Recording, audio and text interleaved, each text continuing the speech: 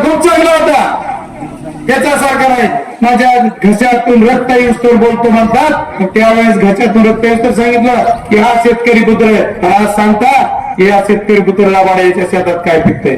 15 वर्ष 5 वर्ष तुम्ही बघितलं नाही का? यांना याच्याशी काय घेणं नाही. फक्त खोटं बोलले, लबाड बोलले, प्रत्येक वेळेस काहीतरी गप्पा आणले. कालच्या तुमच्या आस्तीच्या सभेत आणखी एक काम केलं. ते म्हणले तुम्ही या सरपंचाला माझ्याकडे कामाला आल्यानंतर तुमच्याकडे आल्यानंतर काय उत्तर देणार यांना कामासाठी. अरे ते महाराष्ट्रातला मुख्यमंत्री जसा महाराष्ट्राचे मुख्यमंत्री आहे तसा या गावचा सरपंच सुद्धा गावचा मुख्यमंत्री आहे. ते पंचायत राज दिलेला त्यांना अधिकार आहे. ते स्वाभिमानी सरपंच आहेत. त्यांना तुम्ही लाचार बनताय, दाब देताय. दाब देऊ नका. साहेब विनंती केली तुम्ही दाब देऊ नका, पण तुम्ही तरीही दाब द्यायला असं नका करू. जरा दमाने घ्या. पण काय आमच्या पालकमंत्री होण्याला दमच नाही घ्या. त्यांनी थोडं जरा दमाने घेतलं पाहिजे. आणि त्यांचा सल्लागार कोण झाला ते कळा ना सध्या मला. बरोबर त्यांची चाललेली रणनीती व्यवस्थित आहे. पण मी तुम्हाला सर्वांना एकच सांगतो शेवटचा की मी ज्यावेळेस या लोकसभेत जाईल आणि या बीड जिल्ह्याचा प्रतिनिधी म्हणून लोकसभेत तुमचं प्रश्न मागताना या माझ्या शेतकऱ्याचं, कष्टकऱ्यांचं, ऊसतोडाचं, कामगारांचं जे प्रश्न आहेत ते मांडण्यासाठी मी कटिबद्ध राहील. शेतकऱ्यांच्या शेतीमालाला भाव मिळाला पाहिजे. माझ्या कांद्याचा अनुदान मिळाला पाहिजे. माझ्या ज्वारीचा असेल, सोयाबीनचा असेल अनुदान मिळाला पाहिजे. त्याला योग्य भाव मिळाला पाहिजे. हमी भाव मिळाला पाहिजे. वेळ प्रसंगी आपल्या जिल्ह्याला वेगळं करण्याची वेळ आली म्हणजे वेगळं म्हणजे खास भाव करून जर एखादी गोष्ट मंजुरी घ्यायची वेळ आली तरी ती घेण्यासाठी मी झगडल असा तुम्हाला सर्वांना शब्द देतो. आणि हे मला काम करायचंय. मला खासदार झाल्यानंतर काय करायचंय तर बीड जिल्ह्याचा मागासलेपणाचा जो धब्बा लागलाय तो काढून टाकायचं काम मला करायचंय.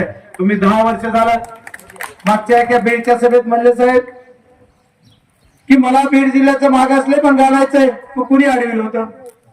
म्हणले पंकजाताई जर खासदार झाल्या तर मोदी साहेबांसमोर मांडीला मांडी लावून बसून बीड जिल्ह्याचा विकास करतील आणि निधी आणतील. साहेब तुमच्या भगिनी कुठे त्यांच्या बरोबरच होत्या का? त्यांचा काही वेगळा विचार होता? होय ना. काही वेगळं काँग्रेस मध्ये नव्हत्या आणि इकडे भाजपमध्ये असून मग त्यांनी नेमकं असं का केलं? तर त्यावेळेस कुणी आलेलं तुम्हाला विकास करायला? आजच विकास करायला निघाला. फक्त बोलायचं करायचं काहीच नाही. काय घोषणा आज एक माणसाला फोन करतात, एक कार्यकर्त्याला डायरेक्ट फोन. हे सर्व गोष्टी करून फोन काय करतात दाब. किती भाषण सुद्धा बघा, किती प्रेशर आहे. भाषणाची उंची बघा, भाषणाचा संयम बघा. काय हे करायला भाषण बोलता असल्या मनोगत व्यक्त करता समोरच्याला दाब देऊन नेत्यावर प्रेशर, कार्यकर्त्यावर प्रेशर, जनतेला मात्र म्हणते तुम्ही तोडून टाकलं आमचं सर्व तुमचं बंधन, आम्ही मुक्त आहे तुतारी वाजवायला असे जनता म्हणते. तेव्हा यांनी काय करावं, काय वागावं हा यांचा विषय.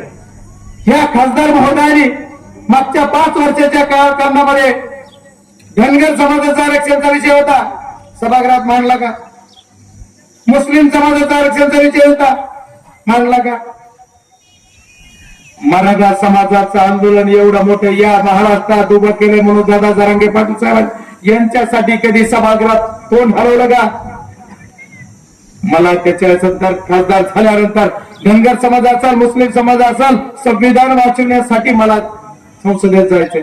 आणि ही जी बीड जिल्ह्यामध्ये नव्हे तर महाराष्ट्रामध्ये नव्हे तर देशात मराठा आरक्षणाची जी चळवळ उभी केली, या चळवळीमध्ये जी आदरणीय मनोज जरांगे पाटलांची जी मागणी असेल त्या मागणीमध्ये मी सभागृहात मागणार असा शब्द तुम्हाला सर्वांना देतो. त्याच्यासाठी मला खासदार व्हायचं आहे, त्याच्यासाठी मला खासदार व्हायचं आहे.